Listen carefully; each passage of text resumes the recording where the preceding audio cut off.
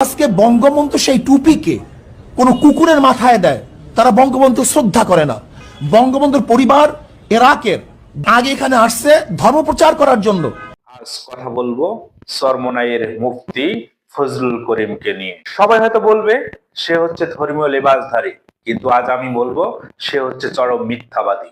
সত্য এবং ন্যায়ের লড়াই এই চ্যানেলটিকে অবশ্যই সাবস্ক্রাইব করবেন। শুধুমাত্র ধর্মকে ব্যবহার করে নিজেদের স্বার্থ সিদ্ধির জন্য সে যখন তখন তেমন ইচ্ছা যাই করে। শুধুমাত্র বাপ দাদার মিথ্যা কাল্পনিক কাহিনী তৈরি করে গড়ে তুলেছে পীর মুরিদির বিশাল সাম্রাজ্য। আওয়ামী লীগ সরকারের আমলে শুধুমাত্র শেখ হাসিনার মনোরঞ্জনের জন্য সে সাজিয়েছিল মিথ্যা কাহিনী, জন্ম দিয়েছিল বঙ্গবন্ধু শেখ মুজিবুর রহমানের জন্ম পরিচয়কে তুলে ধরেছিল এক কাল্পনিক কাহিনীতে। তার এই মিথ্যাচার পরিণত হয়েছিল ইতিহাস বিকৃতিতে।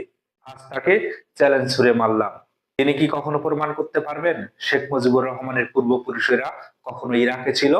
তিনি কেমন মিথ্যাবাদী যে শুধুমাত্র জনতাকে, ক্ষমতা লোভীদেরকে মনোরঞ্জনের জন্য মিথ্যাচার করে।